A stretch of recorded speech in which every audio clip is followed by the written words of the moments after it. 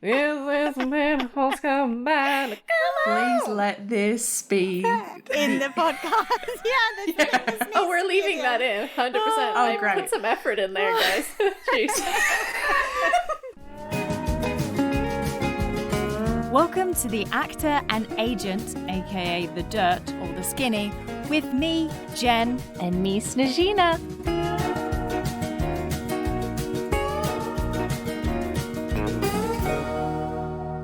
Okie dokie, so we are recording and we have a beautiful guest today. Absolutely stunning, not only just in face, but body, mind, soul, and especially that voice. I can't wait to introduce her. And Snejina, go for it. Hello, everybody.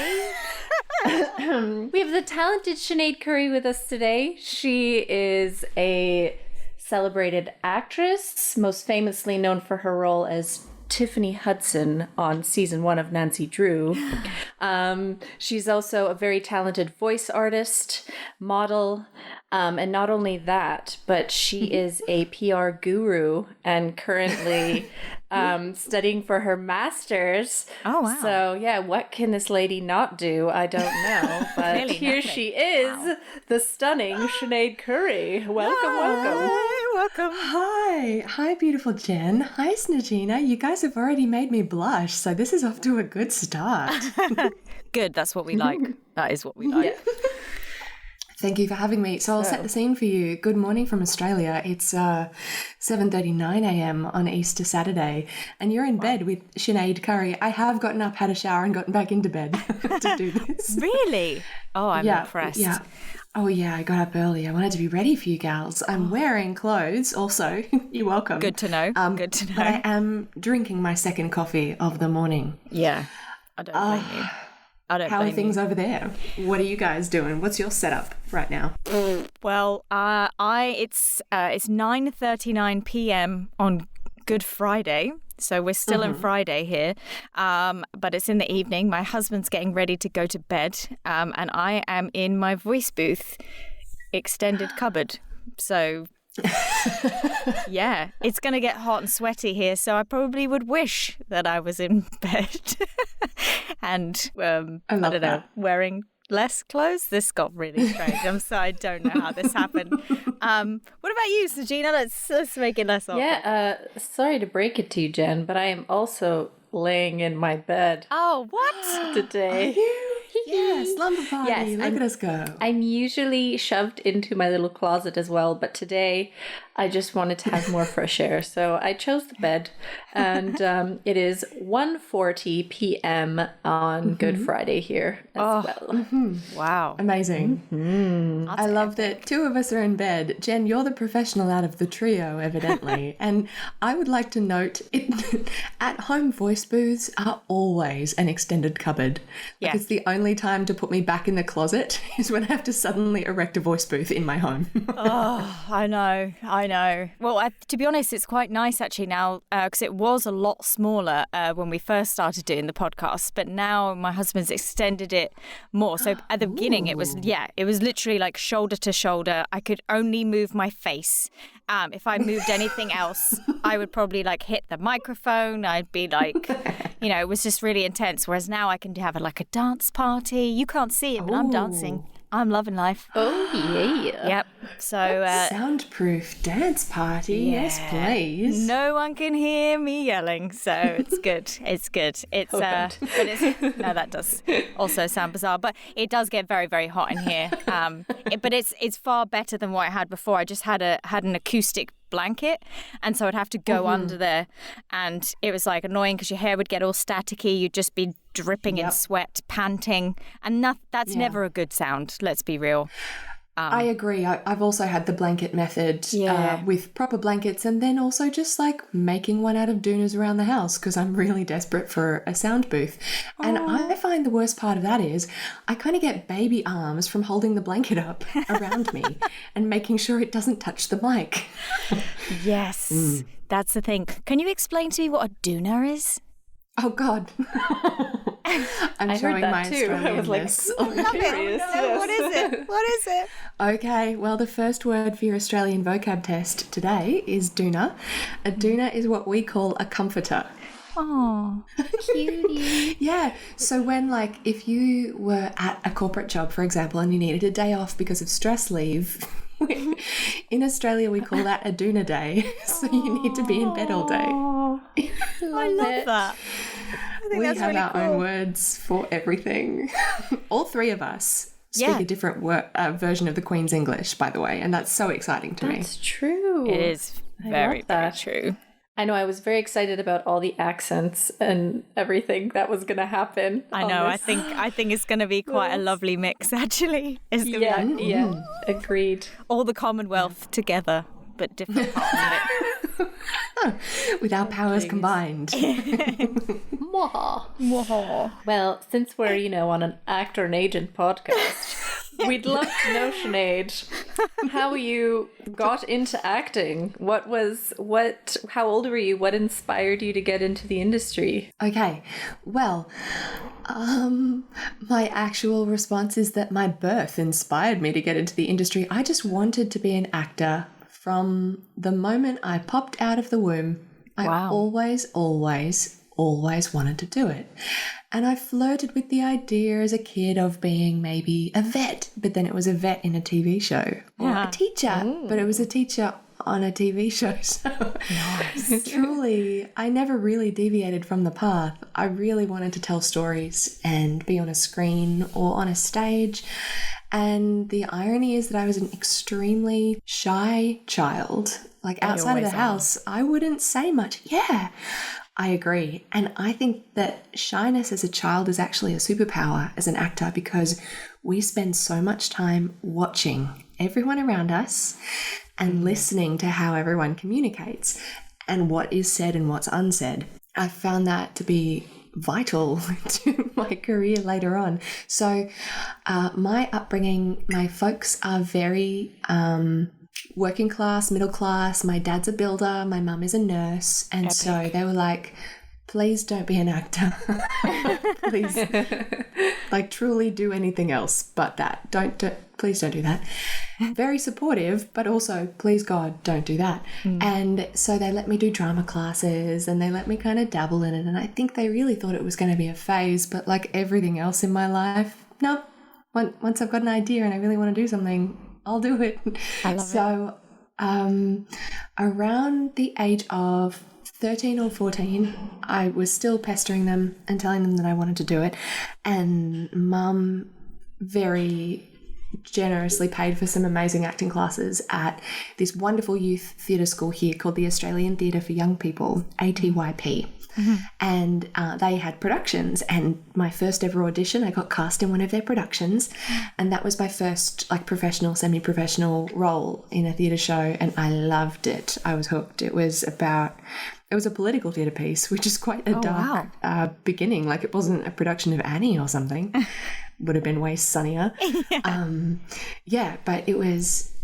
I found it intoxicating to be able to tell a story and to create with other people, because it was a group piece. I loved it, and ever since then I was hooked. And my folks, my dad, my stepmom, and my mum, around the age of 16 or 17, they were like, man, she's not giving this crap up, is she?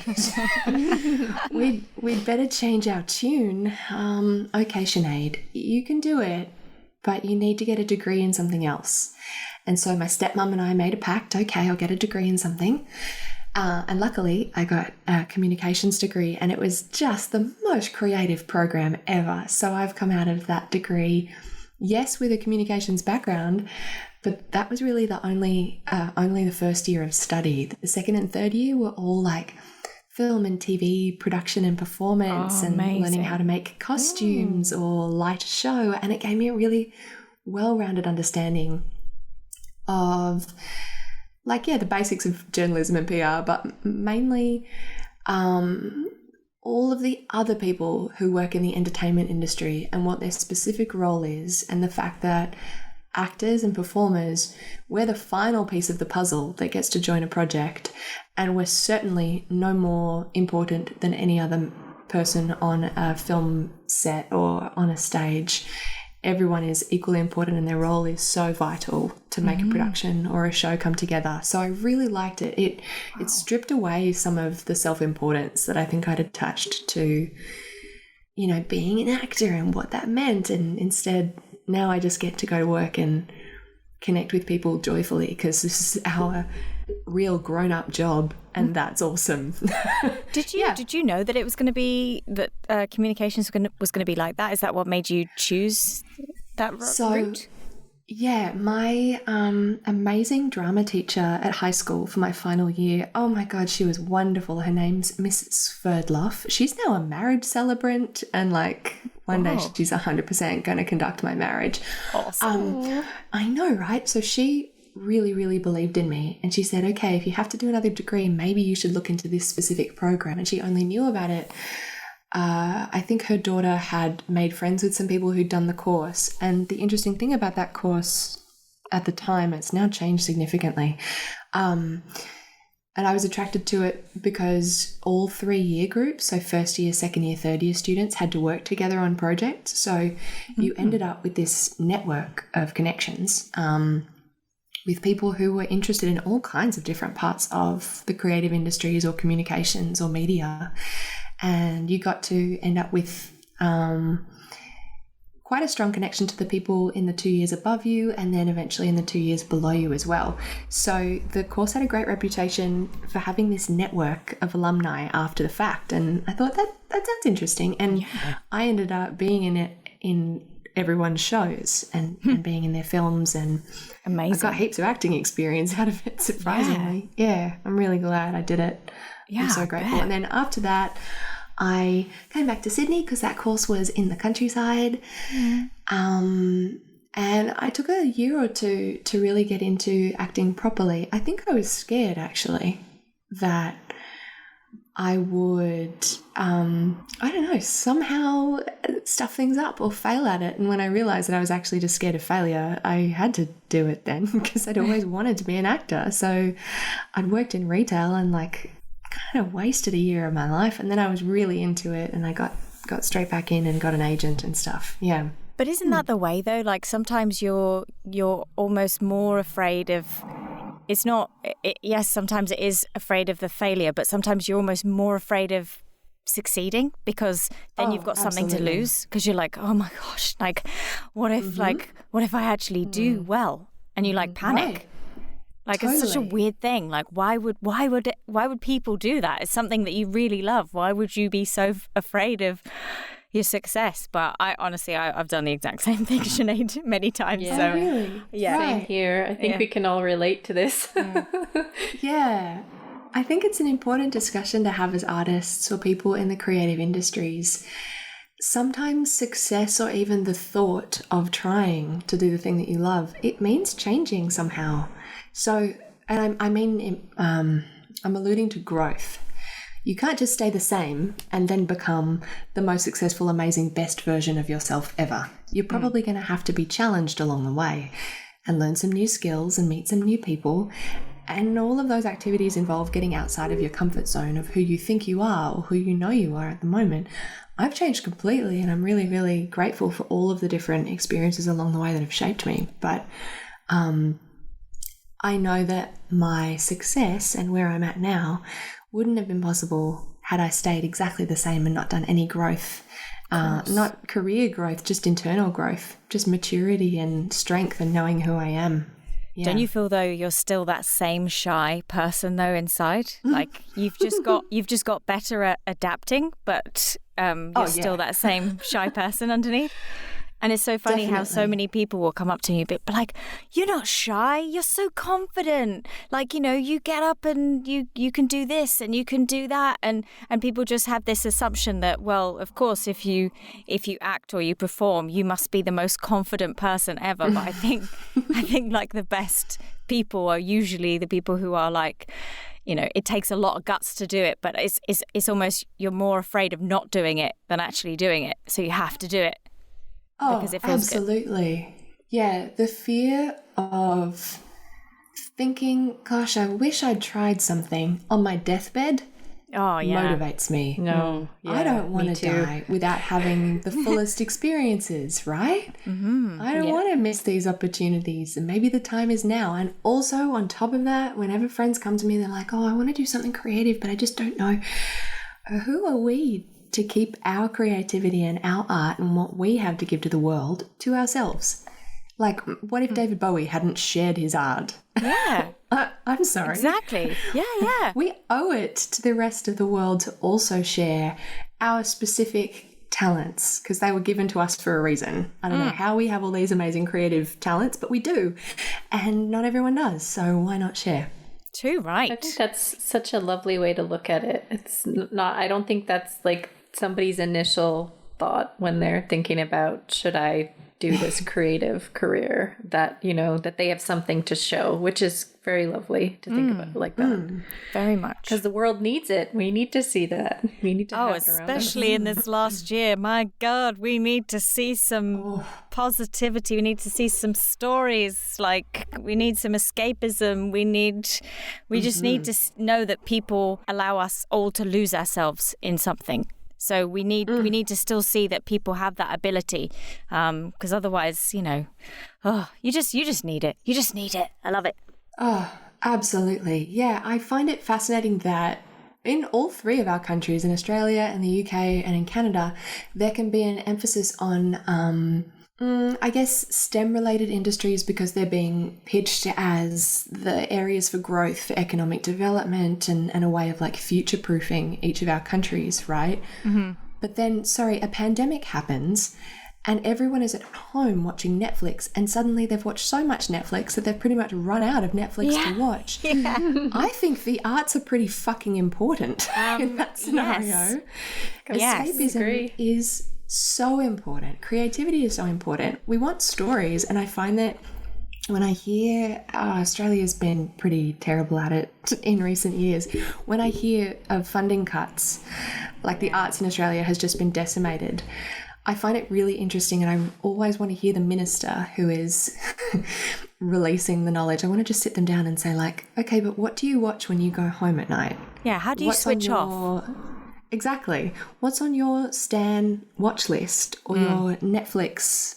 What have you currently watched? What are you going to complete later on? Like, you have a favourite TV show or a favourite film, but your actions are not creating more favourite TV shows, more favourite films, more music. Yeah, I just find it's really short-sighted. And in Australia and Canada specifically, because we're such young countries, our cultural identity is still forming, and the way that we create art is more important now than ever. Otherwise we're going to have this big gap in cultural storytelling. Fuck's sake.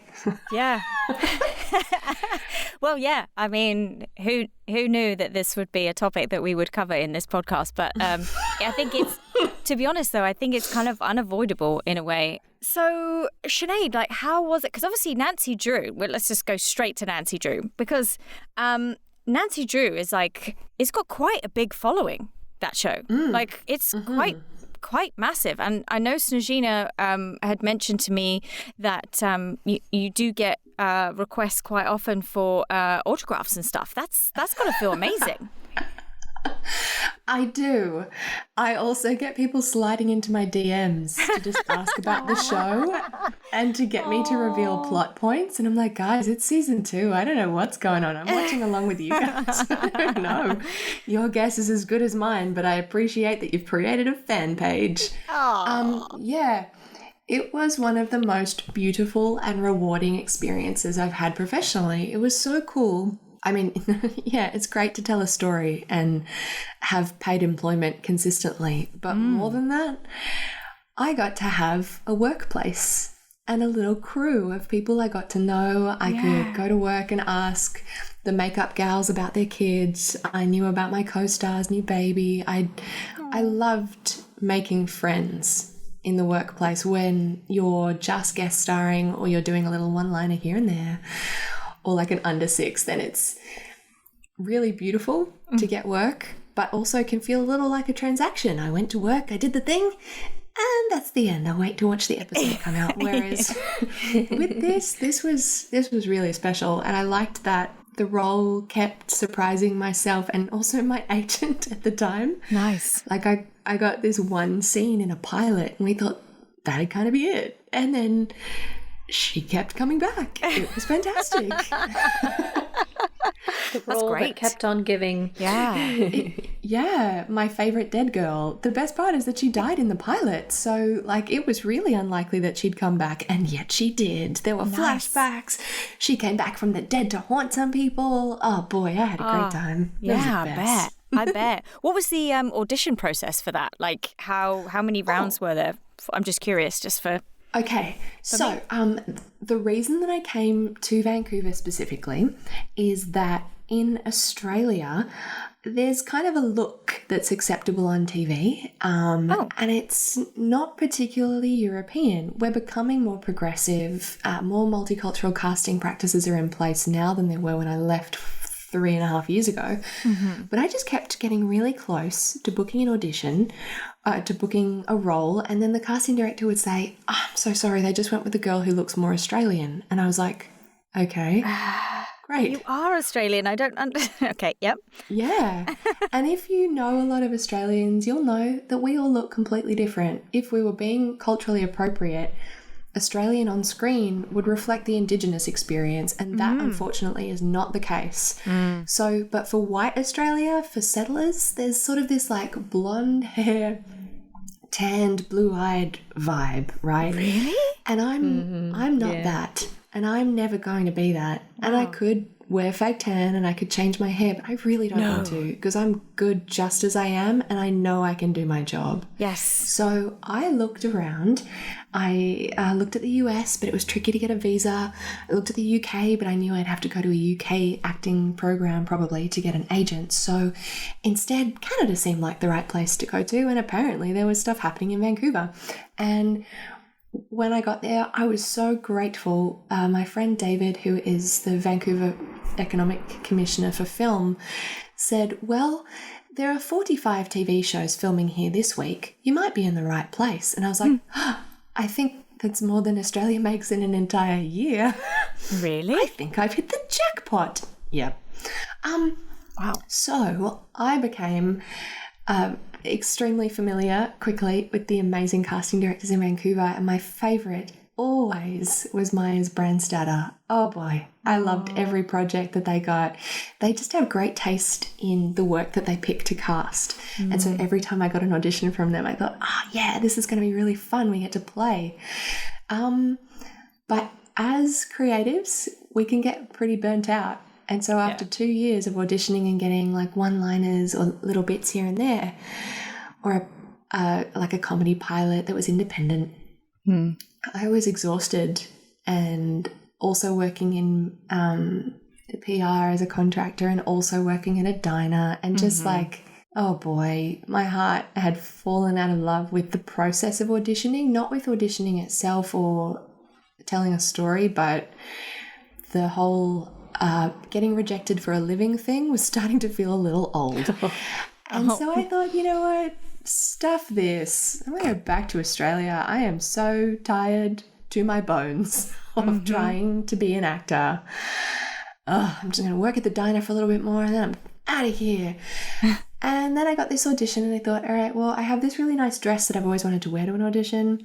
And this character's a socialite, so maybe this can be my like one last attempt at auditioning. Stuff it. I'll go and I'll wear the dress. The dress is really lovely, by the way. Thanks, Mum. It would have to be. Yeah, it was fantastic. And so when productions are made in Vancouver, the reason that Vancouver is so popular for productions from all over the world is that there's this amazing incentivized tax credit scheme. So the more BC taxpayers you have on your payroll, cast and crew, the better off your production will be in the long term, and the better it'll be for your production's budget. So often the leads in TV shows that are filmed in Vancouver, they might be from LA or New York or Toronto or Britain or any other country, really. Some of those were cities, not countries. Thank you for forgiving me. But then the majority of the cast, to capitalise on that amazing tax credit scheme, will be from Vancouver. They'll be Vancouver locals. And so luckily, I had been a Vancouver local for a while. And Nancy Drew, for their pilot, needed a couple locals. Nice. To play some characters, and Myers Brandstatter were casting it, and I had this dress that I wanted to wear, and I went in and I auditioned, and it was a very short scene, and I really liked the vibe of the director. He had a good handshake, you know, a strong handshake rather than a limp or a floppy or a wet one. Like he really had a good handshake. Oh no, I know exactly what you mean by a wet one, 100%. Yeah, I've experienced too many wet ones, and I'm like, ugh. Me too. Our industry is full of wet limp handshakes. Yeah, I know. But I really liked meeting him, and I thought that was a good audition. Okay, the end. And then I was working at the diner, like the next day or that week, and a guy came in and sat down, and he was drawing on his iPad, and the diner I was working at is this Vancouver institution called Save on Meats. It's no longer a diner that's operational, to my knowledge. Oh, I remember that place. Incredible food. Yes. So good. Right? Yes. That So place good. is famous. I loved working at the diner. I met all kinds of cool people. But then this guy comes in, sits down, starts doodling on his thing, and he orders some onion rings. And I have to go over and break the news to him about the fact that we've just run out of onion rings. Oh no. And I thought, wow, he's really familiar. Have we met? And he went, yeah, we have. Where do I know you from? And I looked down at his iPad, and he was drawing the storyboard for Nancy Drew. And I was like, are you the director that auditioned me the other day? And he went, I am. It's really nice to meet you. I'm Larry. Ooh, fate. Oh, cool. Wow. I'm Sinead, and this is my real accent. And really sorry about your onion rings. I hope you have an amazing time with the show. All the very best. It's a really cool script, and I loved auditioning. Anyway, you look kind of busy, and let me know if you want like a milkshake or anything. And then he thanked me, and we were very polite to each other that day. And then a couple days later, I got told I had booked it. And by that time, when he was in the diner, he'd already cast me, which is amazing. Wow. Oh, that's so cool. He had this, Sneaky. Wow. I love it. I know. Yeah, it's like almost like he knew, and he's like, I'm just gonna go and like scope her out, you know. I wouldn't recast her anyway, but let's just see her in real life, like, you know, out of her actor facade. I love that. Absolutely. That's so cool. Yeah, I love it too. It was really wild to then get to set and be like, oh hey, Yeah, it's nice to see you. Please tell me you turned up with onion rings, because that would have been amazing as like a callback. Like, here you go. Oh my god, that would have been brilliant. If I ever cross paths with Mr. Larry Tang, the effervescent, amazing Larry Tang, I will absolutely bring him onion rings. Yeah. And then we got to kind of be co-workers for a while. It was really beautiful. Did you only do one audition? Yeah, that's and what then I was book it? thinking too. I was like, damn. Yeah, that was it. Everybody, all the actors out there listening, the 5 people, they're like, God damn it. Oh, I know. And especially because it had only been the one audition, that's why I thought, well, this won't go very far. This won't last. Like, she's going to die. They just needed to see me die in the audition. Okay. I'm going to go out on a limb here and say that it's possible they kept bringing you back because they liked you so much. I would say so. Oh, I would now say I'm so. blushing again. Good. Well, that's We my wanna keep it initial going. thought. Yeah. She's like, she's great. maybe. You know? Yeah, let's get her back. Keep it going. Yeah.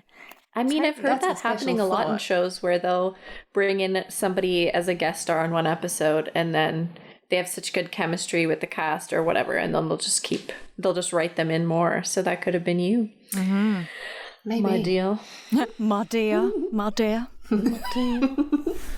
Yeah, I love that. It was wild. It was That so is much wild. fun. That's mental. That's really crazy. And it's funny as well that you you were at that point where you're like, right, well, I guess I'm just going to do this last audition. Like, screw it. I'm just going to leave. I'm going to be done with acting, you know, whatever. Isn't it always the way? Though? Yeah, Isn't it literally always the is. way? Every single time.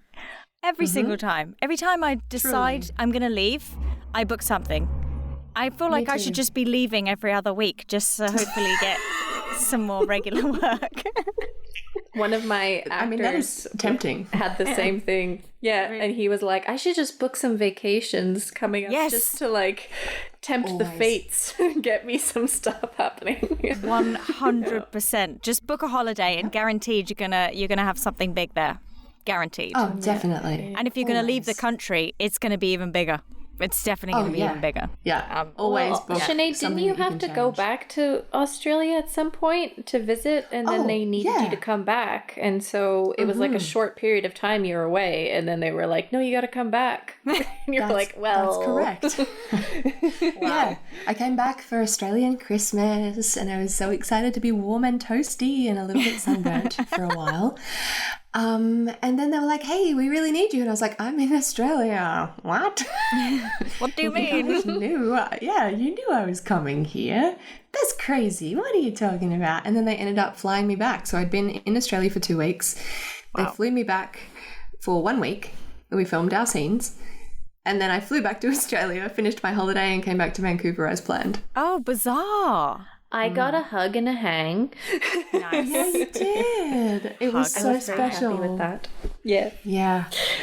I'd really like to hear the story, because obviously I've heard from Snejina like how you guys met, but I'm really curious, like it just for you two to kind of like discuss like how that kind of came into fruition, and actually just hear it from both of you talking together, because I think that it's just really interesting. I find it interesting. It might not be that interesting overall, but I think it is. So, let's go with it. I think it's cool. Okay, amazing. Well, so because of my wonderful degree, I have had the juiciest string of interesting backup jobs alongside acting. Not just stuff where I get to work in a diner and work with nice people there, but I have had experience in casting and as a TV producer too.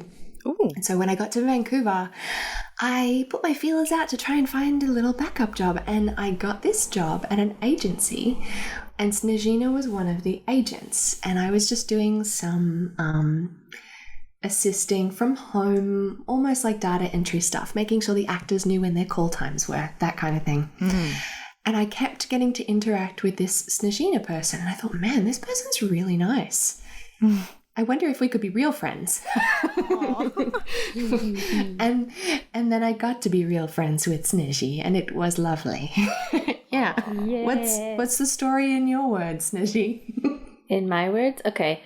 I think I was there when you came in for your interview, and I was already intrigued. I'm like, who is this bubbly, hilarious, gorgeous girl? Let's hire her. And luckily they did. And then I think we had a couple of like office meetings where you were invited, or there was like lunches. Mm-hmm. And for one of them, it was like the office anniversary or something. And then Sinead had gone to the dollar store and just gotten us all party hats and like things. Because she's such a little charmer. And we were all like, oh my God, who's this girl? She's amazing. Thank you. And just from those few interactions, I was like, she's a keeper. Aww. I must get this girl into my friend group. And I think it was like my birthday was coming up soon, my 30th birthday. And I just invited her to my little intimate gathering, and she came, and she was wonderful. Aww. And the rest is history. It was brilliant. I think that you would have experienced this too, Jen. When someone invites you to an evening that's an intimate friend group birthday dinner, mm-hmm. you find out a lot about the character of your new friend just by interacting with the awesome people around the table. Yes. And I was like, man, all these people are delightful, well-mannered, intelligent, and gorgeous. What is this friend group? Who is Snejina? Is amazing. She has great taste in humans. This is so much fun. And I've really enjoyed meeting every single person that Snejina has put me in touch with. I think that's a great sign. Aww. When your friends can connect you to other new friends. That's so special. Definitely. I think it says a lot actually when you meet a person's friend group, because that's their those are just the people that you can kind of, get the words out, Jen. You can kind of see who they truly are by who they surround themselves with. So, and it's the same with if you want to be friends with someone, it's the same if you want to date someone. Depending on who they're surrounded by really tells you like who that person really is. Yeah. Yeah, such a weird, pivotal night about friendship for me was that 30th birthday evening. And you know what, Sinead, she's not just blowing smoke, because I actually remember Snejina telling me that exact story from her perspective, 100%. So, so that is... I remember that crystal clear. Pivotal moment. Yeah. So thank you for coming and being so wonderful.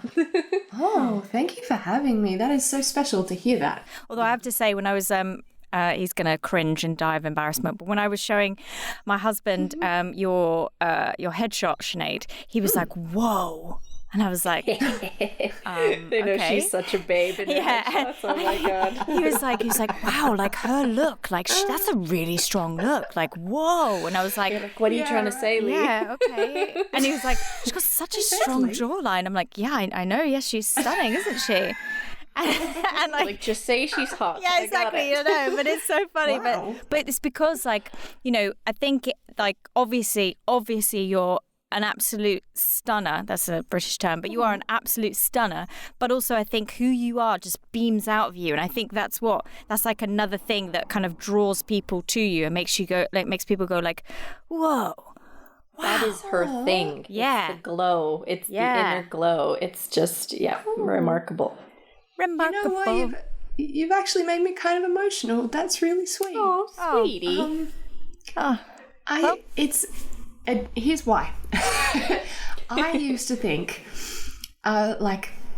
before I got sober, before I did good therapy, before I really did the work that you do to become who you're meant to be, I used to think that I was the queen of authenticity and I had it all together, and truly, internally, that really wasn't the case. I was just trying to convince everyone that I really had it together and hope for the best. And maybe if I looked perfect enough, or if I got fitter or skinnier or more beautiful, or if I changed my appearance a little bit, maybe then I'd get chosen for roles more. And only when I did the therapy and I did some healing and I joined a 12-step program and got a sponsor, only when I started to feel real joy again as a result of healing, did I think that glow start to come back. And it's it's a childlike quality. Yeah. We know exactly who we are as kids, and we unlearn it because society tells us to be different. And I am such a happy human being now as a grown-up, thankfully. I'm so glad that I've done some growing and some learning. And now I can be someone who's glowy, and I can be someone who's vibrant and just who I am.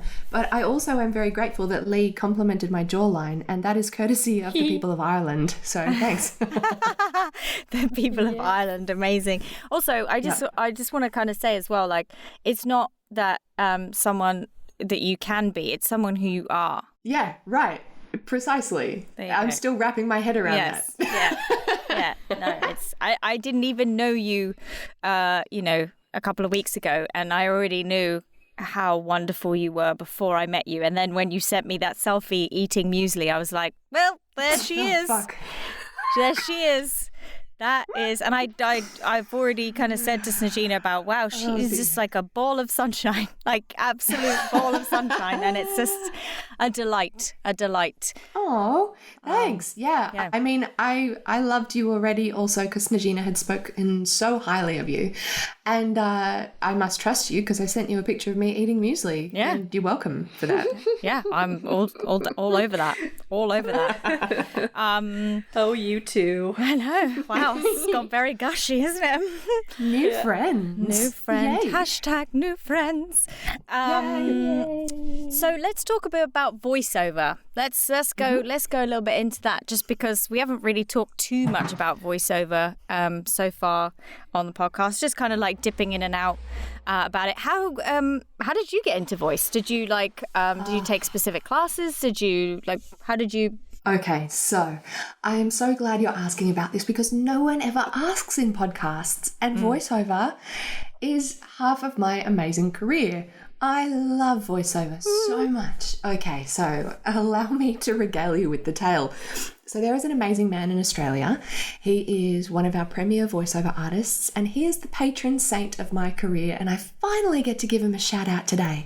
Yes. His name is Peter McCallum.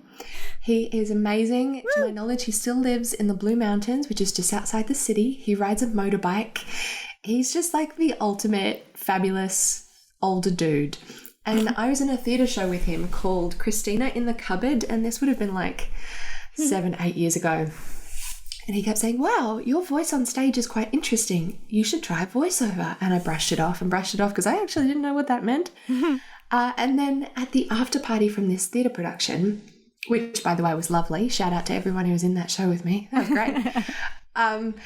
He sat me down at this dinner table and said, here's how you're going to do it. You must get into voiceover. And I said, okay, write it down for me. And he wrote on a napkin a plan.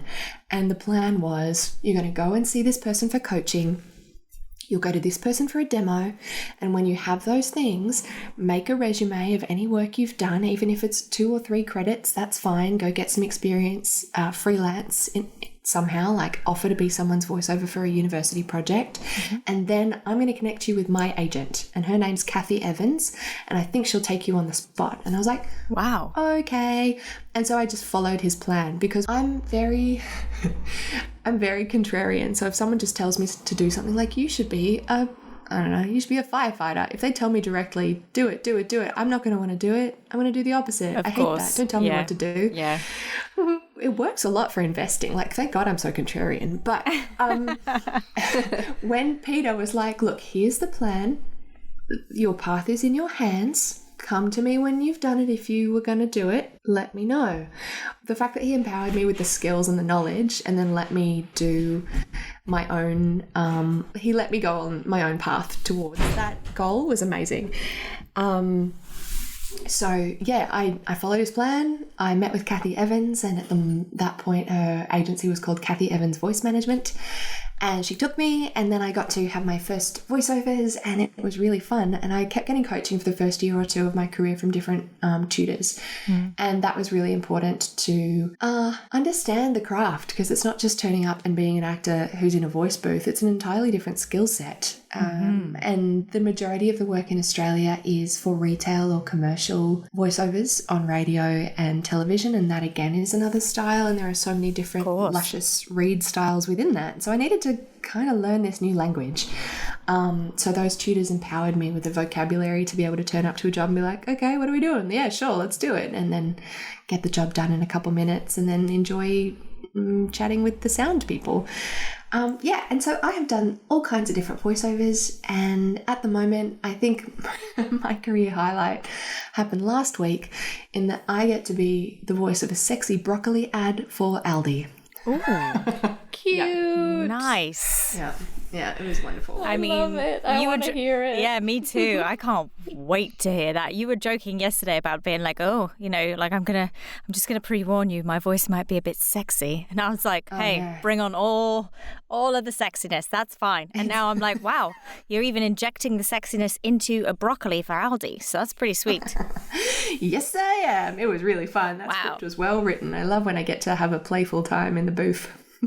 Don't we all? I love that. That's incredible. How did you find, because obviously when you were in Vancouver, you probably had to do an American accent, I'm guessing. How did you find with that? Yeah. So along my path of being so determined to become an actor throughout my entire childhood, I started practicing accents when I was fairly young, and then I got some tuition at ATYP. I did like an American accent class, or I got to learn a couple of different UK dialects, and I just found it fascinating to find out how people from different countries articulate and how they use their mouths very differently to create sounds, and why that is, and how accents are formed.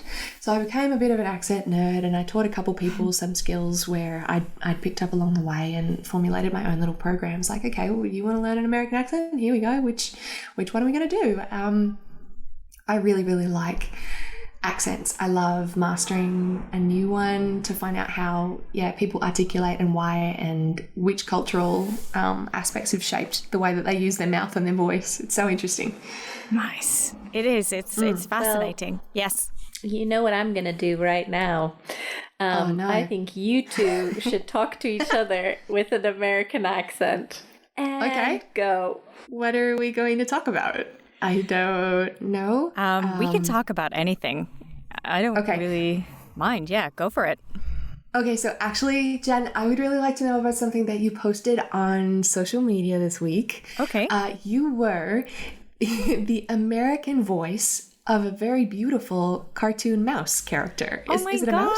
Yes. Who is it? Yes. Okay, Squeak. So who is Squeak? Yes. Actually, there's quite an interesting story actually with that, because and I kind of brought it up. I think it was in the first episode, but so I kind of auditioned for this animation in Halifax, Nova Scotia, and and it was like, I remember they were like, okay, so you've seen the script, but also you have to sing a song, and I was like, okay. And then they were like, here's the tune, this is the picture to it, and if you can sing it in character, that'd be great. And I was like, right, okay then. I went into the booth, and I was pretty confident because I do love squeaky voices, and I sang it all in the squeak voice, which was it was super awesome. It was like I think it was like, with Big Bear and Squeak, and it was so awesome, and then I didn't hear anything, like, at all. I knew that I'd got it about 3 weeks after the audition, and then I was really excited, and then 9 months after, I was like, yeah, I know. So I was like, you know what, screw this, I'm moving. And I was like planning to move to Vancouver, and I was going to be moving in like a couple of weeks. And I got a call saying, hey, so we're going to finally record Big Bear and Squeak, and it's going to be in 2 months' time. And I was like, well, sorry, I'm leaving. I'm moving to Vancouver. Like, good luck. And I moved, and this is crazy because this literally always happens. And so when I moved, then they obviously gave the part to someone else, and then there was something that happened. Yeah.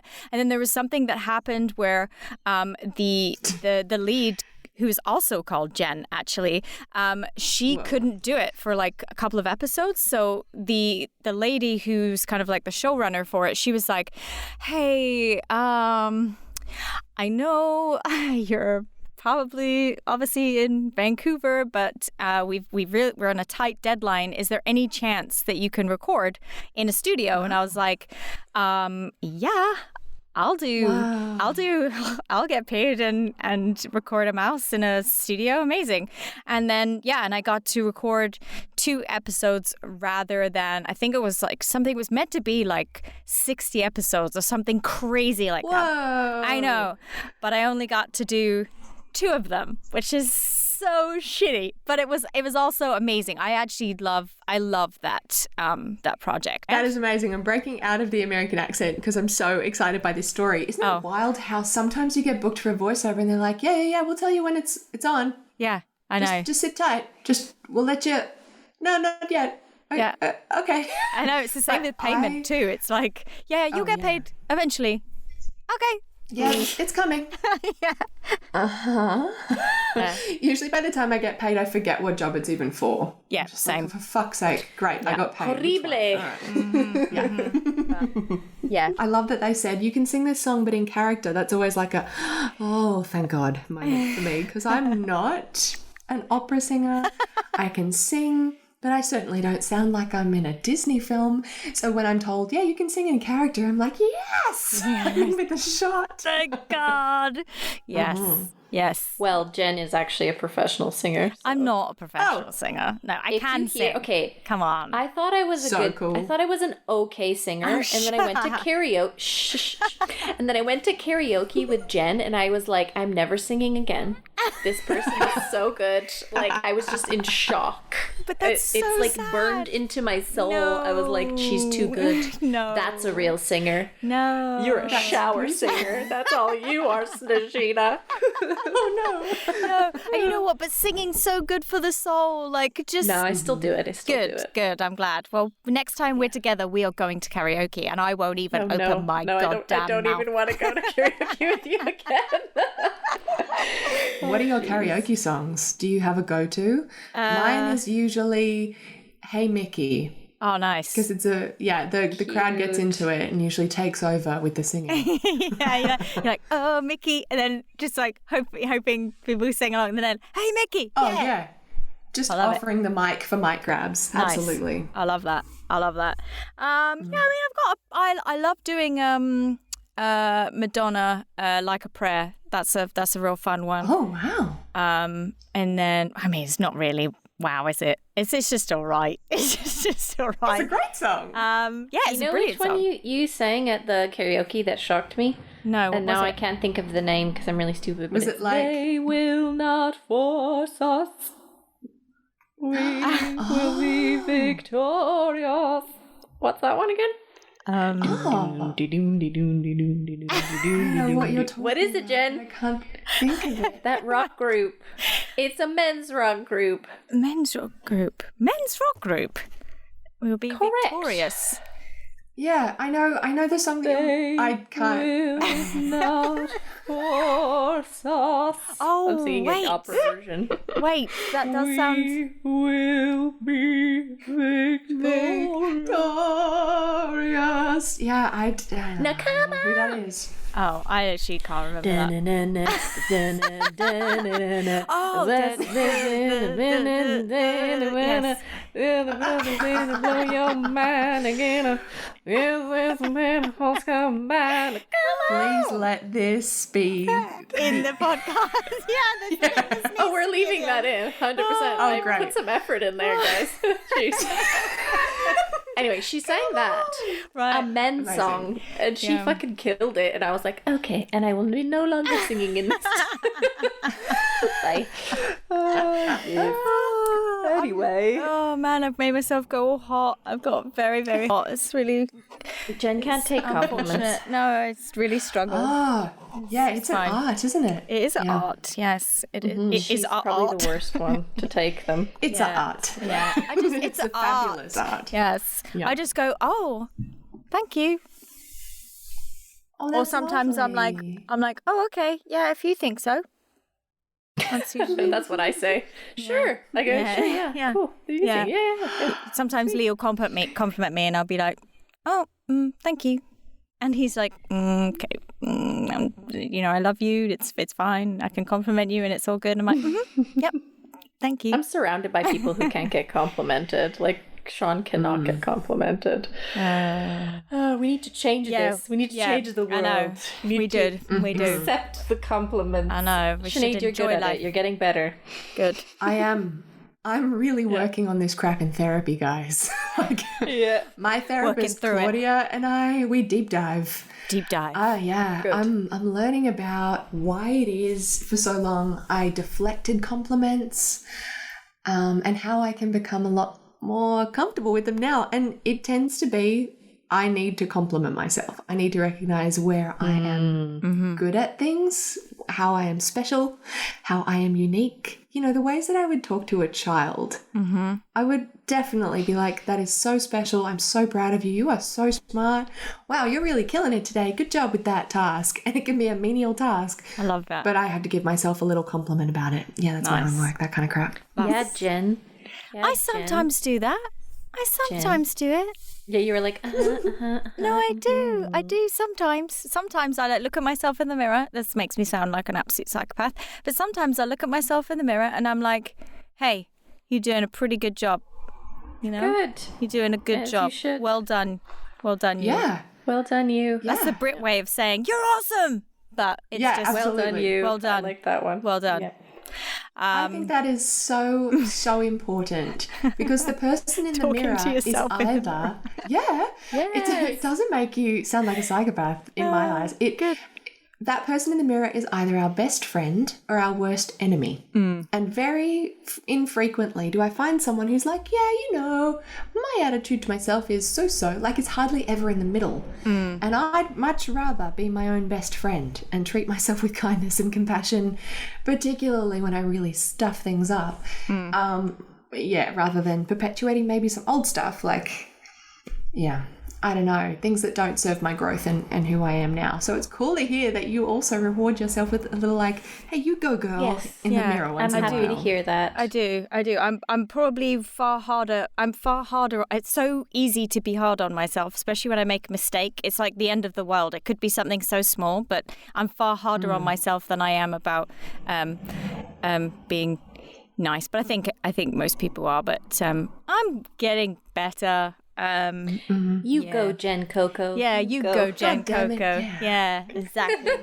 Too right. Jen really for you, Glen Coco. You go, Glen Coco. I do. It's a secret love of mine. Oh. Yes. Questions. Answers. What questions do we have for Sinead? The fun questions. The fun questions. Okay, Not cool. that the other ones questions. weren't fun. No. But these are just fun questions. Okay, we've reached the fun segment. Let's do this. Yeah. All those laughters earlier. That was just a facade. This is now where the real fun comes. That was the work. This is now the fun. This is now the fun. No pressure. Okay. Right. This is now. I did have one, but now I'm not sure it's funny enough. What? No, It'll be heaps funny. No, it doesn't have to be funny. Okay. Just okay. Random question time. Okay. Woohoo. All right. Okay. Well, She's you're thinking gonna of ask. one now. I know. No, I did have one. Right, I'll just ask it. Right. So, if you were to be an animal, what would you be and why? Oh, I love this question. Okay, so I was on a date last night and we spoke about this at length, so I've actually warmed up for this. Nice. So when people meet me, they think that I am sunshine and a Disney princess.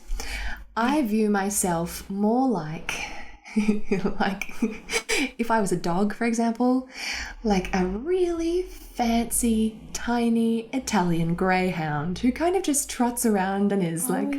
Yeah. Okay. But in reality, I'm a fucking golden retriever. I'm a Labrador at best. Nice. So I am very happy and social and I love cuddles. Though, truly, if we were to personify my attitude to my career and to progression and to falling more and more in love with myself every day, then I'd be more like a big prey animal, like a leopard or a jaguar. Yeah, or something. I see you like that. Some animal that can really hunt to kill, because I tend to go after the things that I really want in life, and that is such a joyful thing to be able to report back on. Nice. I'm really proud of myself for what I've achieved, and it's just the beginning. I've ticked all the items off of my bucket list, but if I'm still a jaguar or a leopard, I still get to go and hunt big game, and I don't know what I'm going to do next. Nice. I'm going to surprise myself. Yeah. Oh, I love that. You What agree about with you? that, Snejina? Yes, for you, yes. Yeah. Yes, Oh, for good, you. good, What about good. you, Snejina? What would I be? Yeah, what would you be? I think if you knew me as a child, you'd say I was a monkey. Cute. I think my whole family would say that I was a little monkey because I would bounce around and, be very in your face. Let's see. But if I could pick something, it'd be two things. Either a dolphin, because I really like swimming a lot, and I like warm oceans, so they're usually in the warm ocean, and they can communicate, like they're just so smart, and echolocation, and I think they can like brain communicate or something. Nice. They're just the most advanced creature, so that would be kind of cool. Or some sort of bird, and just be able to fly around wherever I want to go, and like just the ease of travel and not being stuck somewhere. Yeah I like that. I like that a lot. But, That's definitely you. What about you, Jen? Me, I mean, I will always kind of gravitate to to being some kind of rabbit form, just because I love rabbits so much. Just because I can imagine, like, I get easily scared, but I'm also I like being at home. I like being protective of my home. I just kind of want an easy life. That sounds so terrible, but I would gravitate to that. Yes, but that being said, though, I feel like as I like think about, if I'm like, I want to be a bunny rabbit in a nice happy house and live a happy life, then I think like that. But then if I think about, right, okay, if I like what Sinead was saying about career and stuff, I can also see myself a little bit as like a bird, like a kite or something, like that's like just like looking down for opportunities and just kind of being like, just kind of the freedom of being able to fly. Yeah, like the freedom of being able to fly and to kind of like look out new opportunities and just enjoy the feeling of wind and just being like, I'm so free. So that's I've got two answers as well then. Yes. I need to add one then, because I didn't say what my career animal was. Oh, you have now both said it. Oh, Sol. So I am a lion cub lady. Nice. A lion cub lady, Yeah. where like, I'm still, trying to like suss out if I can be queen of the jungle, but like not there yet. Just still kind of in adolescent stage. Nice. But still walking proud, making my stance. Yeah. Have either of you guys ever watched The Lion Whisperer? No. Maybe not. Yes, I've seen it. Oh, right. Who's that? The one, is he the one where they run at him and hug him? Yeah, but he's like, obviously he's, it's not like he does any, it's not like he does any breeding or anything like that. He just, he's just saved these cubs, and he's decided now that he's not going to take on any more, cubs and stuff, because obviously he's getting older, and also he doesn't want to, keep perpetuating the problem, because obviously, if he's still there to save them, then it probably will still keep happening. Unfortunately, it'll probably still keep happening anyway. But it's amazing, Sinead. If you have never watched The Lion Whisperer, it's incredible. Okay. It gives me so much. Even actually, because he has like hyenas and black leopards as well, and they're just incredible animals to just watch. Anyway, I just had this really weird vibe. As soon as Snejina said like you're like this kind of adolescent lion cub, I was like imagining specific lions that he has in his care, and I was like, yeah, I can see Snejina like with her career like kind of testing out the waters, like, what's up? I'm going to be the new queen in town. What's up, man? You genuinely are. Yeah, you are. Yeah. Freaking I have queen. all faith in your life. Yeah, like who, me? Yes, you. Yeah, you. Thanks. Thanks, lady. Thanks. So, other question. So, what's the most embarrassing thing that's ever happened to you, Snejina? You go first. Me? You're welcome. I need to think about it. Oh, yeah, but me too. But you went second last time, or do you most embarrassing? Do you have yours ready? Does anybody have one ready? Because I kind of No, I do. I've got a lot really of embarrassing stuff. Okay, Jen, then you tell yours, and then I will. Okay, so I literally, I mean, if Snejina knows me, and also Lee, as he's listening to this podcast down the line, he's going to die because he knows that I'm just a walking ball of awkwardness, and I am just so embarrassing. So, I don't even know if you know this story, Snejina, but it actually did happen in Vancouver. And I was very, very fresh to Vancouver at this point, and a voice actor friend of mine took me along to a studio whilst he was going to do a session, and I was like really excited because I was kind of still sort of new to voiceover at this point, and I was just like, okay, and I just like went and sat down on the other side, and I was with like the sound guys, and they gave me some headphones to listen in on the session, and I put them on, and I'm like smiling and nodding, but I'm realizing that I can't actually hear what's going on because it's not actually plugged in, and so and I'm looking at the the engineer, and I'm like, and he's looking at me and he's laughing, and I'm like laughing and smiling, going, yeah, and like kind of reacting off of him, and then this actor's like really going for it, and like and then the engineer's laughing, and then I'm laughing, and I'm just like getting really animated and like kind of like going, oh yeah, isn't that funny? Isn't that great? And then they finish the session and he comes out, and then the sound engineer looks down and sees very clearly that it's not plugged in. And he looks at me and he's like, why wouldn't you say anything? You've been looking at me this whole time, and you're like nodding along, going, yeah, oh good, oh that's great. He's like, why would you lie? Like, he was like, why would you lie? I don't understand. And I was like, I'm so sorry. Like, it wasn't about me. Like, I didn't want to make a scene. He was like, but oh God. And then he had to explain it again to the voice actor as well that came in, and I just wanted to die. I was so embarrassed, and I was just like, but the thing is, these weird things that happen, they actually... they make me remembered for the wrong reasons, but I stand out. It's oh God, I've got so many. They're all flooding into my brain now, and it's getting very scary too. And horrible. Yeah, it might keep me awake all night actually thinking about all the time. No. Anyway, but that's one that I find really, really embarrassing. Looking back, actually, I start to get get really sweaty and stress thinking about it.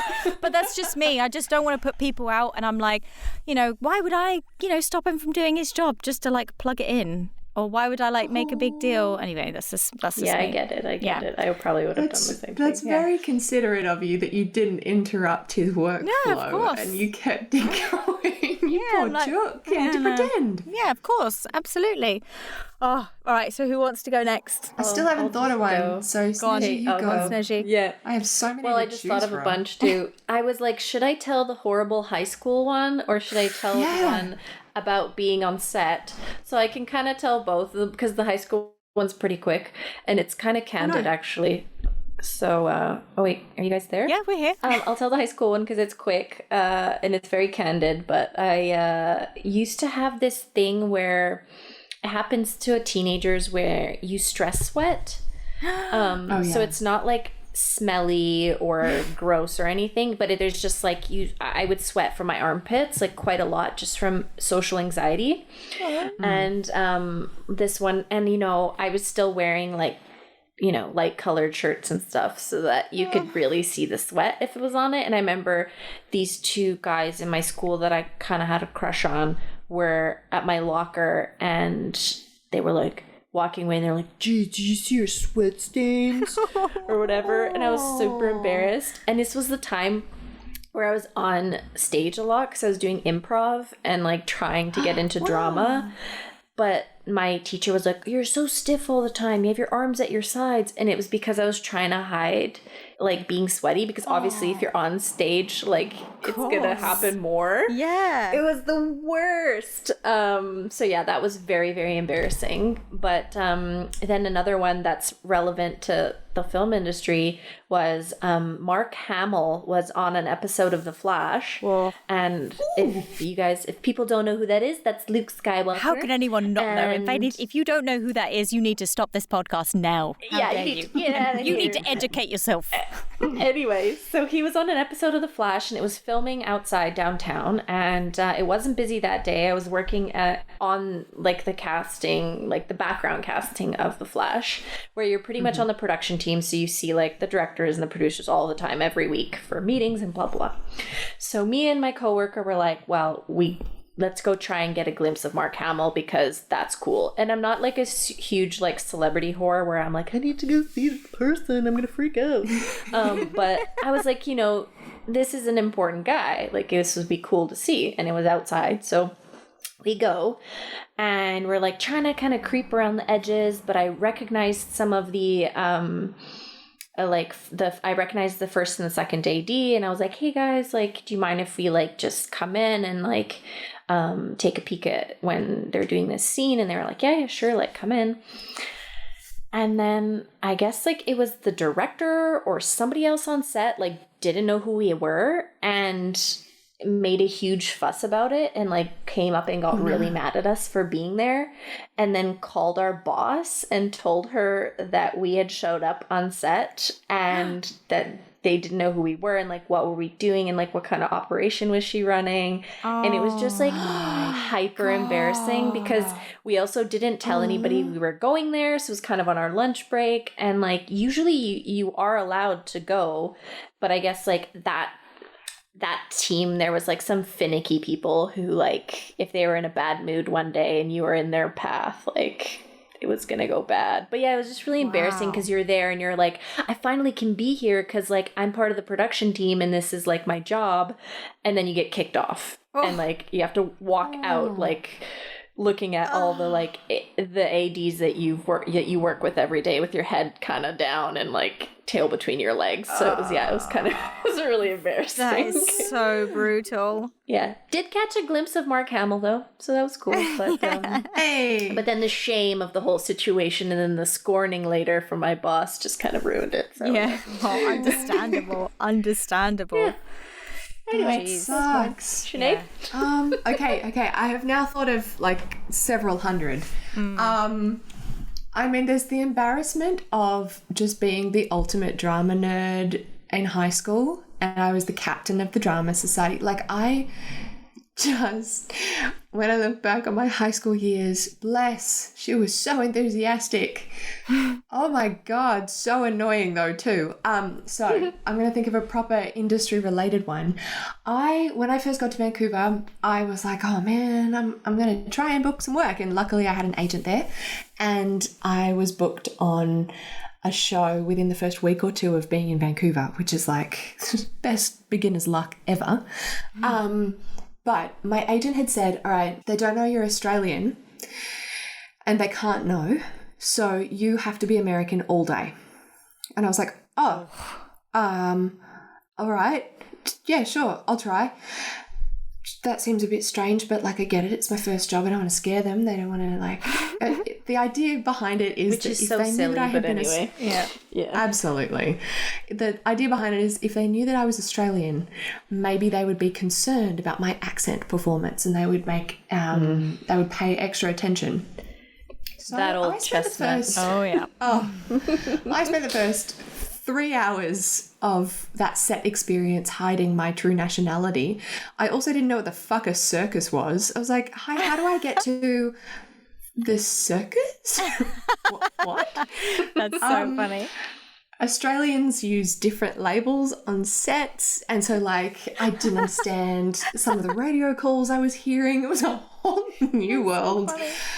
And they were like, here's your sides, here's what, and I was just like, the fuck is going on? And I'm still pretending to be American. And then I was in the makeup trailer and I was like, you know what? Girls in the makeup team, I can't be American anymore. Do you mind if I just use my real accent? And they were like, oh my God, what real accent? What is occurring? I was like, my agent told me I had to be American, but like, I promise you I can do the accent. You don't need to worry. I got cast for a reason. They were like, you never have to do, oh my gosh, you poor little thing.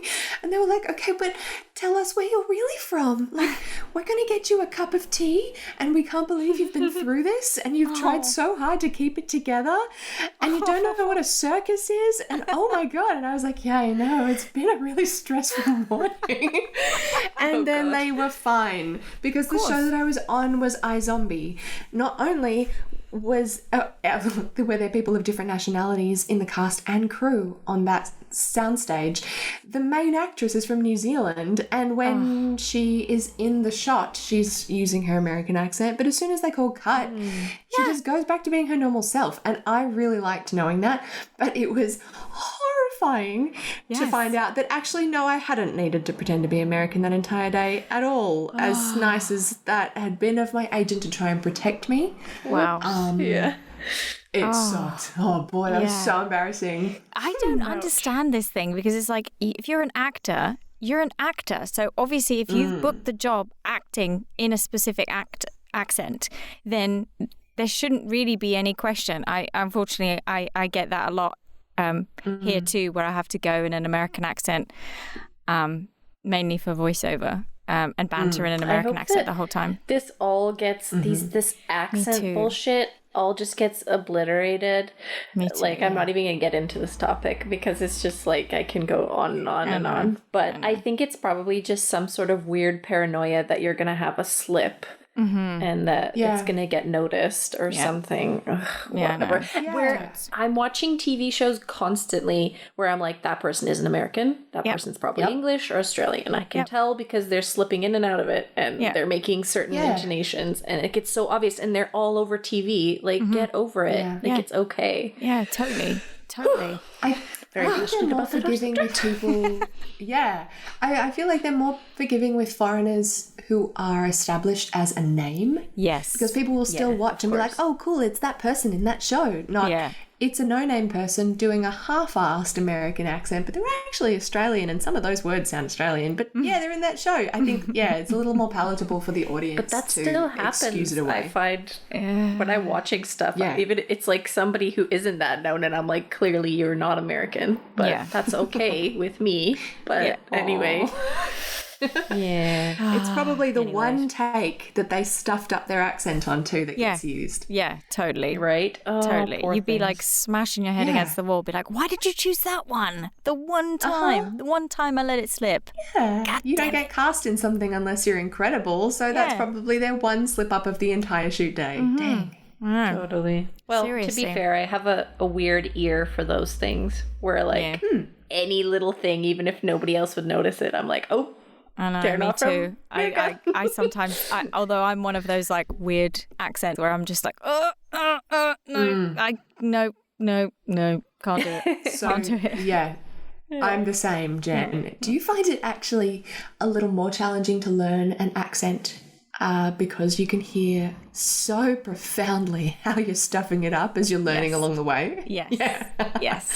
Irish accents are the worst for me, which is ironic because I am half Irish. Yeah. My dad has such a beautiful accent. My Irish family have such beautiful accents.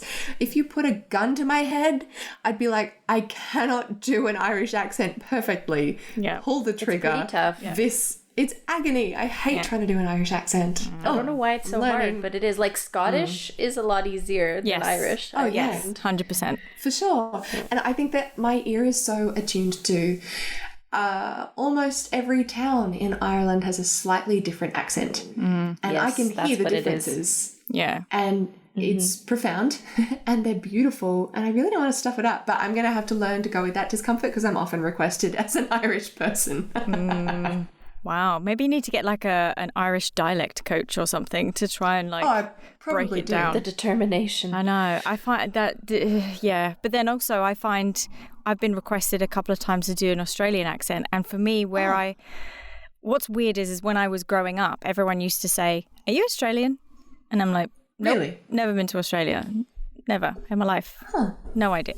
I mean, I watched a lot of Neighbours when I was growing up. But other than that, I stand that. I also watched a lot of Neighbours. Sweet. Yeah. But like that's not enough to make, to make one Australian. Yeah, exactly. So it's weird. So then when I do have to do an Aussie accent, it's like I have to, it's probably the most I have to like focus my mind so hard to do because I don't want to F it up because it's like so...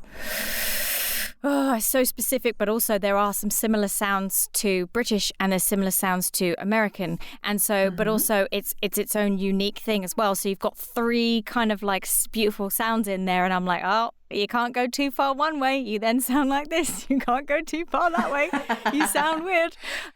So yeah, accents are fun.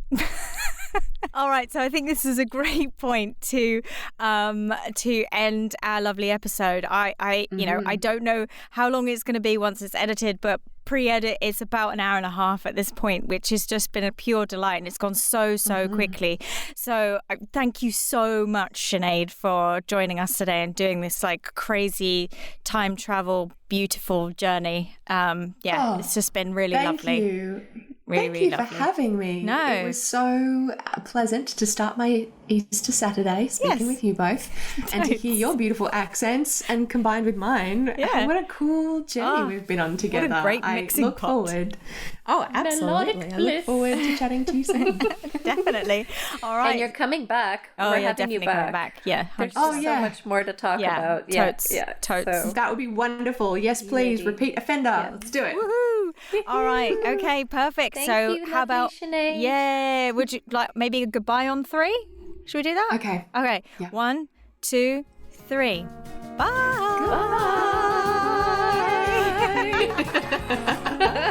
Oh, love it. Thanks, Brilliant. girl.